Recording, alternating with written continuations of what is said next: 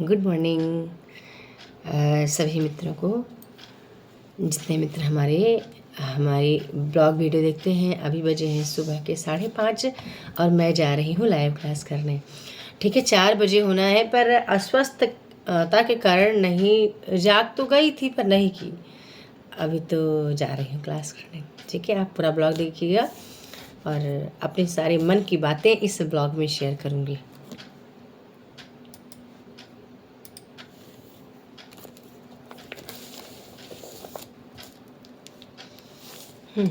प्यारे दोस्तों, बहुत बहुत स्वागत है आपका लाइव सेशन में। आज के लाइव सेशन में काफ़ी टाइम हो गया, मतलब कि लाइव जुड़े हुए, तो मैं स्टार्ट करूँगी। जो टाइम टेबल था हमारा उसी के अकॉर्डिंग चीज़ें कर रही हूँ।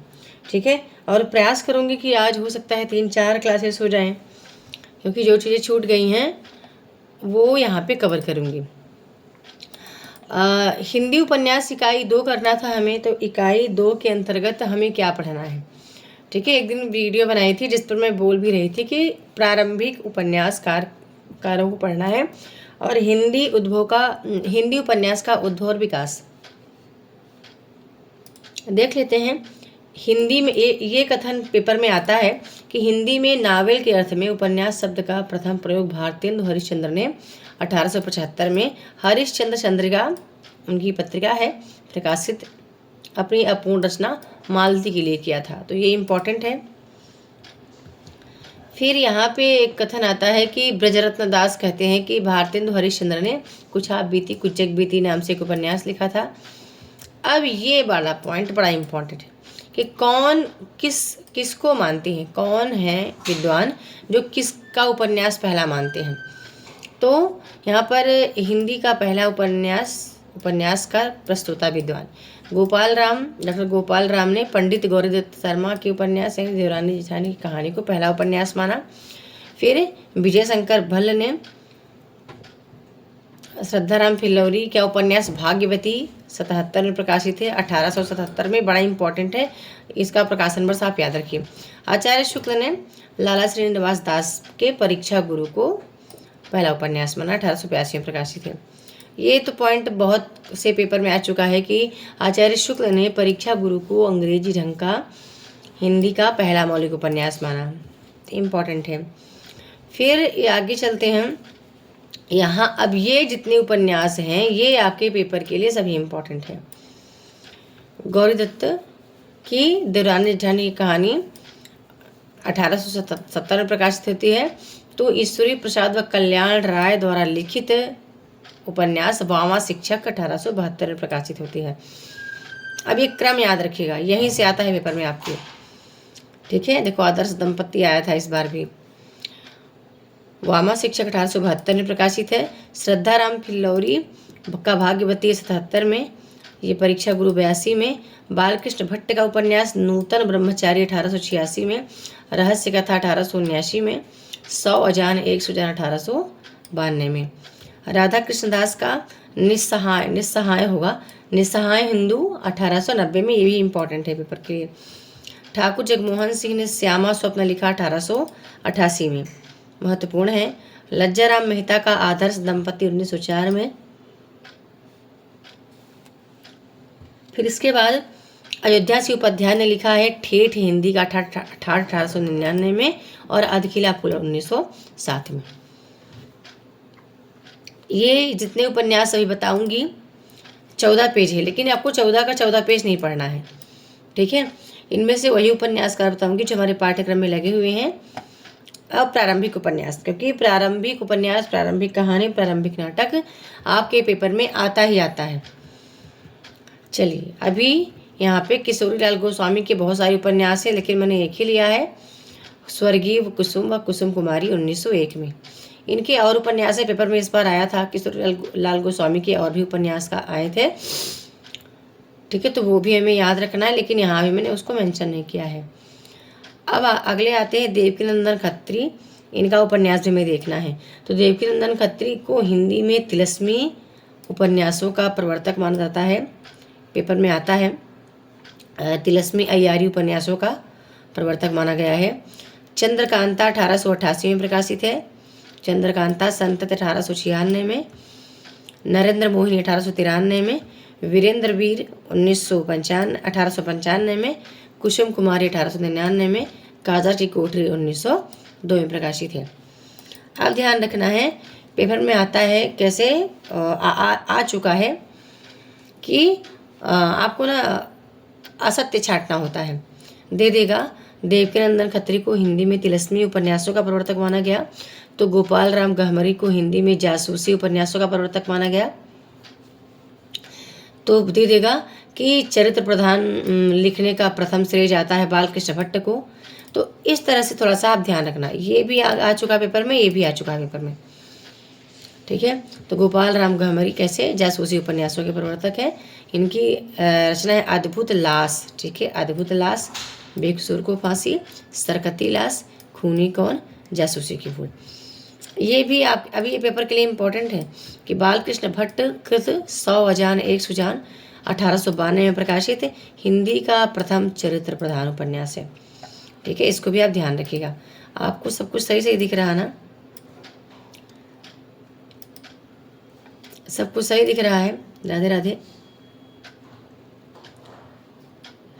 ठीक है। कोई भी क्लास इग्नोर मत करिए और सुबह जागने की आदत डाल लीजिए।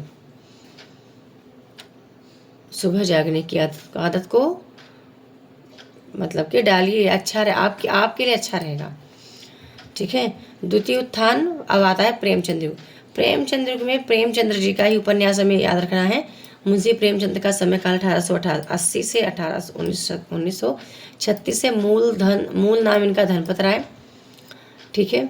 हिंदी में मूल रूप से लिखा गया पहला उपन्यास कायाकल्प 1926 में प्रकाशित होता है, लेकिन अब ये सारी उपन्यास इनके पहले उर्दू में लिखे गए थे,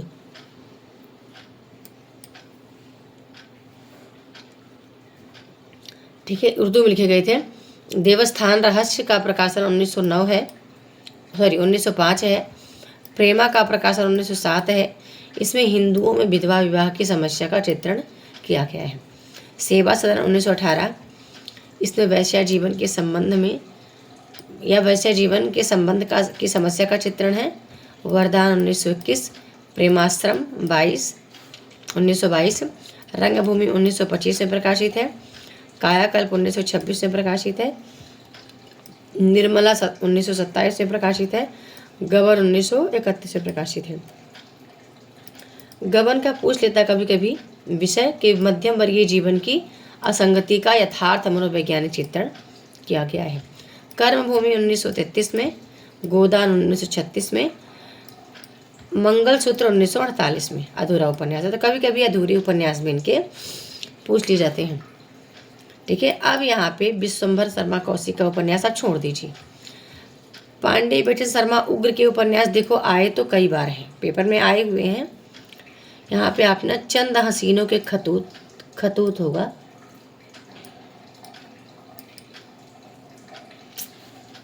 याद रखिएगा। दिल्ली का दलाल याद रखिएगा। दिल्ली का दलाल 1927 में प्रकाशित है, छोड़ दीजिए। चॉकलेट भी आया हुआ है पर छोड़ दीजिए। हाँ, जयशंकर प्रसाद के उपन्यास में करने हैं। जयशंकर प्रसाद का कंकाल 1929 में प्रकाशित है। तत्कालीन समाज का नग्न चित्रण है इसमें। तितली 1934 में प्रकाशित है। पूंजीपतियों द्वारा निम्न वर्ग का इसमें शोषण किया गया है। इरावती इनका ऐतिहासिक उपन्यास है लेकिन अपूर्ण है, 1936 में प्रकाशित होता है, ठीक है। कंकाल 1929 में, तितली 1934 में और इरावती 1936 में। अब चतुर्सेन शास्त्री के उपन्यास छोड़ दीजिए, आता है पेपर में, आया हुआ है पर अभी छोड़ दीजिए, इधर भी छोड़ दीजिए। अब आपको सूर्यकांत त्रिपाठी निराला के उपन्यास देखना है। अप्सरा 37 में, अलका 36 में, फिर निरुपमा 36 में प्रकाशित है। अलका 1933 में प्रकाशित है। प्रभावती भी 1936 में प्रकाशित है। काले कारनामे 1950 में। तो ये भी देखना है। अब इधर ये छोड़ दीजिए। तृतीय उत्थान प्रेमचंदोत्तर युग के उपन्यास में ज्ञानेंद्र के उपन्यास में देखने, क्योंकि ज्ञानेंद्र को हिंदी में मनोविश्लेषणवादी उपन्यास का जनक माना जाता है। यानी कि ज्ञानेंद्र से ही मनोविश्लेषणवादी उपन्यासों का मतलब कि क्या प्रादुर्भाव हुआ है। ठीक है, इनके भी उपन्यास आपके पेपर में कई दफ़ा आ चुके हैं, तो इनके उपन्यास हम एक बार देख लेते हैं। मान लो कि अभी आपका एग्ज़ाम लगा हुआ है, टीजीटी पीजीटी का एग्जाम, कई एग्जाम आपके लगे हुए हैं, तो आप अच्छा कर पाएंगे। परख का प्रकाशन 1929 है, सुनीता 1934 में प्रकाशित है, त्यागपत्र 1937 में प्रकाशित है, कल्याणी 1939 में, सुखदा 52 में, विवर्त 53 में, व्यतीत 1953 में ही, जयवर्धन 1956 में। ये छोड़ दीजिए, दसार्क होगा यहाँ पे।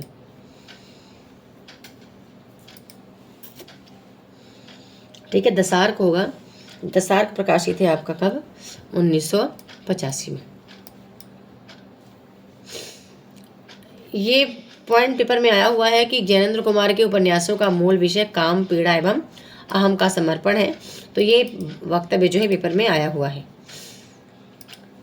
ठीक है, अब इला चंद्र जोशी भी मनोविश्लेषणवादी उपन्यासकार हैं। ये इनके उपन्यास सन्यासी कई बार पेपर में आ चुका है। सन्यासी 1940 में प्रकाशित है, घृणामयी को छोड़ रही हूँ।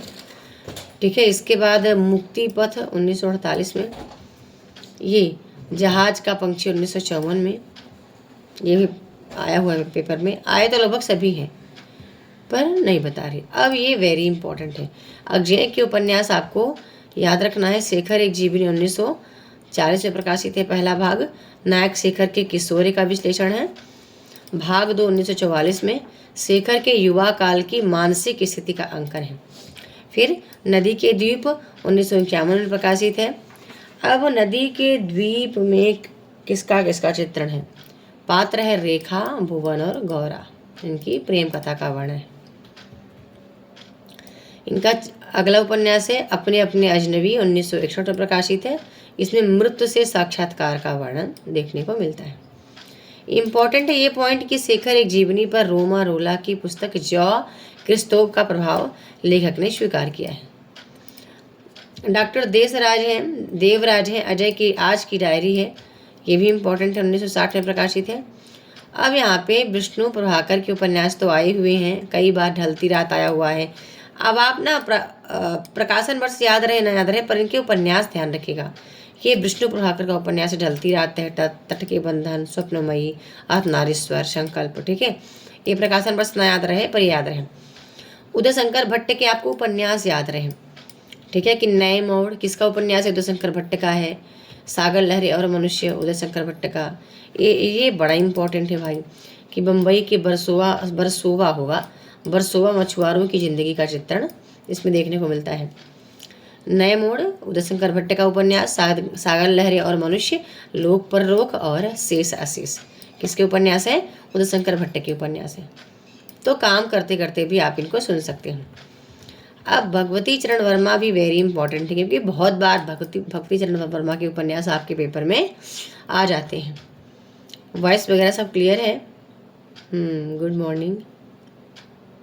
मेहनत करना। अभी इतना खराब रिजल्ट आने के बाद भी नहीं नींद खुल रही है तो कब खुलेगी भाई?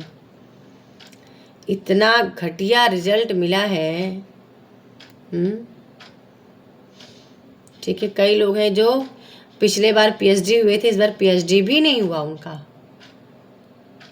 कल से 4 बजे आप जाग जाना। ठीक है, 4 बजे सभी लोग कल से जाग जाइएगा और आदत को बनाइए।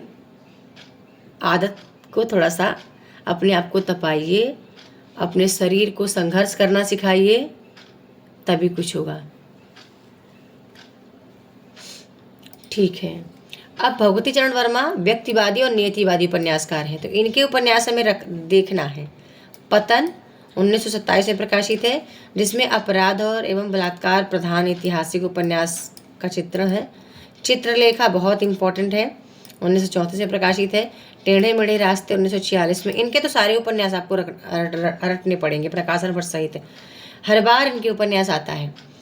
ठीक है, आखिरी दा 1950 में प्रकाशित है। भूले बिसरे चित्र 1959 में प्रकाशित है। सामर्थ्य और सीमा 1962 में। फिर सीधी सच्ची बात 1968 में। सबह नचावत राम गोसाई 1970 में। ये छोड़ दीजिए। उपेंद्रनाथ अस के उपन्यास भी इम्पोर्टेंट है, पर भले प्रकाशन वर्ष न याद रहे पर उपन्यास तो याद रहे। गर्मराख 1900 अभी मतलब कि 2019 में आया था गर्मराख। ठीक है। सितारों के खेल, गिरती दीवारें, गर्मराख, बड़ी बड़ी आँखें, पत्थर अलपत्थर, शहर में घूमता आईना, ठीक है, बांधो नाना इस ठाव। तो ये उपन्यास ध्यान रखना अस्क जी के हैं। चतुरसेन शास्त्री के उपन्यास भी हमें याद होना चाहिए, पर छोड़ दीजिए। रांगे राघव का उपन्यास हमने पढ़ा है कब, जब हम प्रगतिवाद कर रहे थे या प्रयोगवाद कर रहे थे। तो प्रथम रचना इनकी कौन सी है? घरौंदा। घरौंदा होगा, शीर्षक प्रकाशित होता है 1946 में। रांगे राघव 3 कोटि के उपन्यास लिखते हैं। जीवनी परक, ठीक है, ग्रामीण एवं नगरीय यथार्थ के उपन्यास। अगला लिखते हैं ऐतिहासिक उपन्यास। इनके सारे उपन्यास इंपॉर्टेंट है, और तब वहाँ बताई थी जब मैं पढ़ा रही थी इकाई 2 का कोई प्रयोगवाद या प्रगतिवाद के अंतर्गत। जीवनी परक उपन्यास कौन है? देवकी का बेटा है, यशोधरा जीत गई, भारती का सपूत, लक्ष्मण की आंखें, जब आवेगी काल घटा, धूनी का धुआं, ये जीवनी परक है। ग्रामीण पर आधारित है, सीधा साधा रास्ता, कब तक पुकारूं। ऐतिहासिक उपन्यास कौन कौन सा है? तो मुर्दों का टीला बहुत महत्वपूर्ण है। मोहनजोदड़ो सभ्यता की पृष्ठभूमि पर आधारित है, इंपॉर्टेंट है, ठीक है, 1948 में प्रकाशित है। प्रतिदान भी इम्पोर्टेंट है, इसके बाद छोड़ दीजिए। यह न रुकी नहीं है, राह न रुकी हुआ, ये यहाँ पे टाइप मिस्टेक है, नहीं, राह न रुकी महावीर स्वामी एवं बुद्ध युग के जागरण की कथा का चित्रण है इसमें। इनका एक उपन्यास आता है रांगे राघव का विषाद मठ, 1946 में प्रकाशित होता है, बंगाल के अकाल पर आधारित है, तो ध्यान रखना है। अब आ गए वेरी इंपॉर्टेंट, कौन आ गए? हजारीप्रसाद द्विवेदी। बाणभट्ट की आत्मकथा 46 में प्रकाशित है। इसमें प्रेम का उदारीकरण एवं हर्षकालीन सामाजिक, राजनीतिक, सांस्कृतिक स्थिति का चित्रण है। फिर 4 चंद्रलेख 1963 में, इसमें 12वीं 13वीं सदी के सांस्कृतिक राजनीतिक स्थिति का चित्रण है। अभी आपको याद रखना ही पूरा। पुनर्नवा 73 में, अनाम दास का पोथा 76 में प्रकाशित है। ये भी इम्पोर्टेंट है, किसमें? औपनिषदिक युग के परिवेश एवं जीवन पद्धति का चित्रण है। अब शिव प्रसाद सिंह के उपन्यास आप छोड़ दीजिए। नागार्जुन के उपन्यास देखना है, क्योंकि पेपर में इस बार भी आया था नागार्जुन के उपन्यास। प्रथम आंतरिक उपन्यासकार इन्हीं को माना जाता है। रतिनाथ की चाची 1948 में प्रकाशित है। बलसनामा 1952 में, नई पौध 1953 में, बाबा बटेश्वर नाथ 1954 में, वरुण की बेटी 57 में, दुखमोचन 57 में। अब रेणु जी के उपन्यास तो हमें देखना है, क्योंकि हमारे पाठ्यक्रम में ऑलरेडी लगे हुए हैं। इनके पूरे उपन्यास हमें रटना है। मैला आंचल 54 में प्रकाशित है। परती परिकथा 57 में, दीर्घ तपा 63 में प्रकाशित है। परती कथा ध्यान रखना, इसमें परानपुर गांव की कथा है पूर्णिया जिले के, और मैला आंचल में पूर्णिया जिले के मेरीगंज गांव की कथा है, तो ये दोनों ही आप ध्यान रखना, मिस्टेक ना होए। जुलूस 1965 में प्रकाशित है। कितने चौराहे 1966 में, और पलटू बाबू रोड होगा, ठीक है, पलटू बाबू रोड 1989 में। श्रीलाल शुक्ल हमारे पाठ्यक्रम में लगे हैं, तो इनका उपन्यास देखना है, याद करना है बिल्कुल। सुनी घाटी का सूरज 57 में प्रकाशित है। अज्ञातवास 1962 में, राग दरबारी 1968 में, सीमाएं टूटती 1973 में प्रकाशित है। मकान 1976 में, पहला पड़ाव 76 में ही, विश्रामपुर का संत 1998 में प्रकाशित है। अब आगे देखते हैं, तो राही मासूम रजा के उपन्यास भी इम्पोर्टेंट है, ठीक है। आधा गांव बहुत दफा पेपर में आ चुका, बहुत बार आ चुका है, 1966 में प्रकाशित है आधा गांव, तो इसको याद रखना। दिल एक सादा कागज भी इम्पोर्टेंट है। विवेकी रॉय का समर शेष है 1988 में प्रकाशित है, आप इसको याद रखिएगा। फिर यशपाल हमारे पाठ्यक्रम में लगे हुए हैं, तो यशपाल के उपन्यास में रटना है। प्रथम प्रगतिवादी एवं मार्क्सवादी आलोचक यशपाल हैं। दादा कॉमरेड 1941 में प्रकाशित है। देशद्रोही 1947 में प्रकाशित है। दिव्या 1945 में प्रकाशित है। पार्टी कॉमरेड 1946 में। झूठा सच भाग 1, 2, 58, 60 में। तेरी मेरी उसके बाद 72 में। भीष्म साहनी हमारे पाठ्यक्रम में लगे हैं, इसलिए इनका उपन्यास भी हमें देखना है। पहला उपन्यास झरोखा 1970 में, कड़ियाँ 73 में, तमस 73 में प्रकाशित, बसंती 1980 में प्रकाशित है, मायादास की माड़ी 1988 में, नीलू नीलमा नीलोफर 2000 में प्रकाशित है। अब आते हैं चतुर्थोत्थान यानी कि आधुनिकता बोध के उपन्यासकार। धर्मवीर भारती के उपन्यास देखना है। गुनाहों का देवता 1949 में, सूरज का सातवां घोड़ा 1952 में। राजेंद्र यादव का 1 इंच मुस्कान याद, एक उल्टा होगा, कुल लट्टा, ठीक है। 1 इंच मुस्कान याद रखिएगा, 1968 में प्रकाशित है। कमलेश्वर के उपन्यास बड़े इंपॉर्टेंट हैं। 1 सड़क 57 गलियां 1957 में। फिर आप ना काला आधी याद है, तो सभी याद तो रहना चाहिए पूरे आपको कि 1 सड़क 57 गलियां कमलेश्वर का उपन्यास है। डाक बंगला, समुद्र में खोआ हुआ आदमी, काली आंधी, तीसरा आदमी, सुबह दोपहर शाम, रेगिस्तान, कितने पाकिस्तान तो बहुत ज़्यादा इम्पोर्टेंट है, बहुत बार आ चुका, 2000 में प्रकाशित है। मोहन राकेश के उपन्यास याद रखना है। अंधेरे बंद कमरे 1961 में, नहाने वाला कल 1968 में, अंतराल 1972 में, ठीक है। लक्ष्मीकांत वर्मा का टेराकोटा पेपर में आया हुआ है। गर्म राख और टेराकोटा एक साथ आया हुआ था 2019 में, ठीक है। तो टेराकोटा अब याद रखना 1971 में प्रकाशित है। तीसरा प्रसंग 78 में, कटी हुई जिंदगी कटा हुआ कागज 1965 में। पेपर में पूछता है निर्मल वर्मा के बारे में कि निर्मल वर्मा अवसाद, निराशा, अलगावबोध, संत्रास, भाव, मन की अंधकार भरी गुफाओं में भटकने वाली चेतना के उपन्यासकार हैं।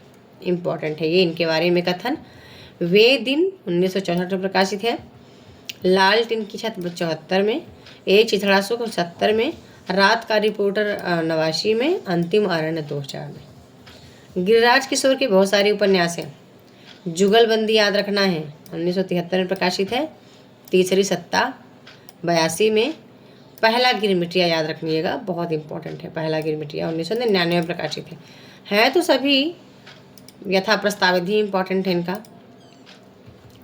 अब आते हैं महिला उपन्यासकारों की ओर। लिखा है कि हिंदी की प्रथम महिला उपन्यासकार सती साध्वी प्राण अबला को माना गया है। तो बहुत पढ़ने के लिए, बहुत छांट के बनाना पड़ा था। ये जब ये PDF में बना रही थी तो इतना ज़्यादा उपन्यासकार है, कितना आप करोगे, कितना याद करोगे, नहीं कर पाएंगे, नहीं याद। लेकिन इनको याद करोगे तो पेपर में आप अच्छा कर पाओगे।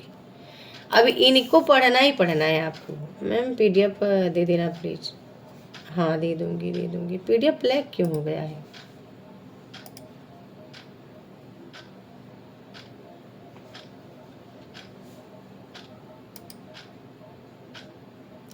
ठीक है, तो इनको आप करोगे, इन सभी उपन्यासकारों को, तो सही रहेगा। आपको PDF दिख रहा है ना लाइव क्लास में?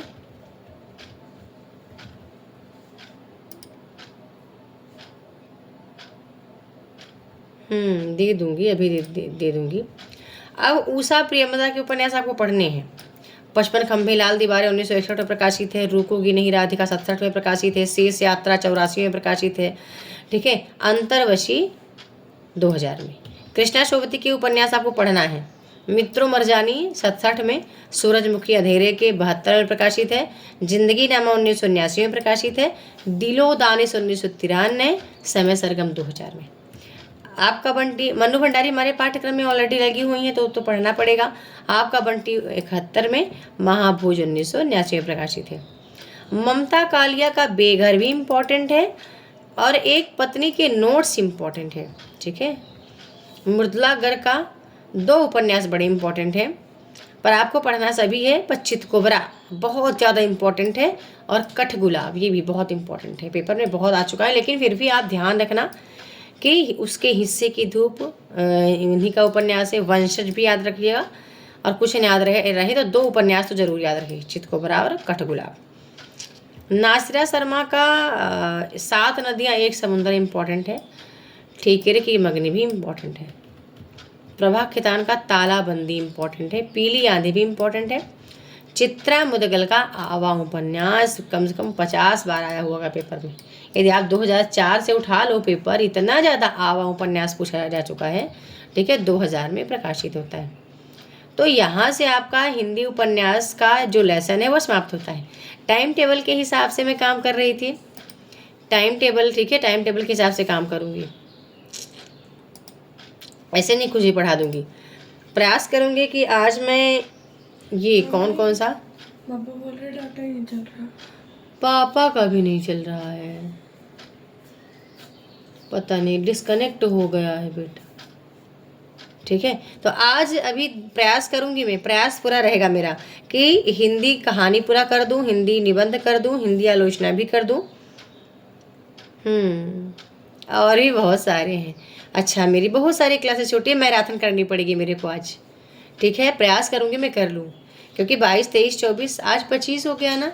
हाँ, यहाँ तक मुझे हो सकता है कि आज के आज आना पड़े 25 तक, यानी कि पूरा ये काव्य लक्षण, काव्य हेतु, काव्य प्रयोजन, संपूर्ण भारतीय काव्य शास्त्र में रस निष्पत्ति, साधारणीकरण देखती हूँ, प्रयास करती हूँ ये पूरा करने के लिए आज। ठीक है, तो अब बिल्कुल आप तैयार हो जाओ और आप मेहनत करो, आगे बढ़ो, और ताकि वो दिन आपको ना देखना पड़े। ठीक है, जो दिन भी आप आया है ऐसा काम करो कि ये दोबारा दिन ना ये असफल होने की नौबत ही न आए।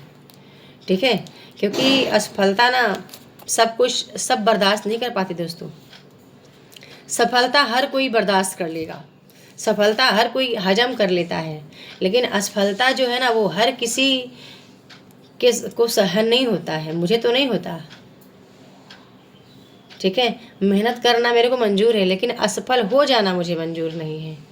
तो ठीक है, अभी मैं ऑफ करूँगी क्लास को, मैं बता दूंगी जैसे मेरे को क्लास करना होगा, मैं आधे घंटे 1 घंटे पहले आपको सूचित कर दूंगी। और ये सारी क्लासेस आपको जल्द से जल्द मतलब कि रिकॉर्डिंग देख लेना है और रिवीजन करते रहना है।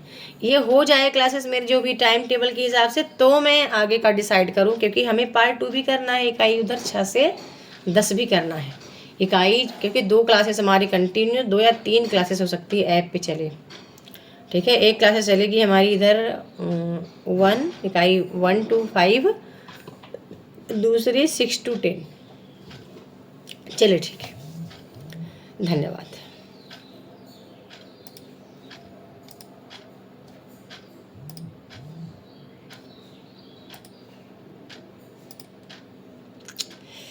तो क्लास हो गई समाप्त, और बहुत ज़्यादा ज़रूरी है ये जानना कि क्या पढ़ना है, क्या पढ़ना है आपके लिए, क्या पढ़ना। यदि आप ये चीज़ पकड़ लिया ना तो मेरे ख्याल से आप बेहतर करोगे। जिस दिन आपने ये पकड़ लिया कि क्या पढ़ना है और क्या छोड़ना है, तो आप बेहतर पाओगे। ठीक है, तो ये ब्लॉग को करूँगी एंड। और आज दोस्तों बहुत दिनों बाद मैं शूट की हूँ इस वीडियो को, ब्लॉग के लिए नहीं कर पा रही हूँ, तो धन्यवाद।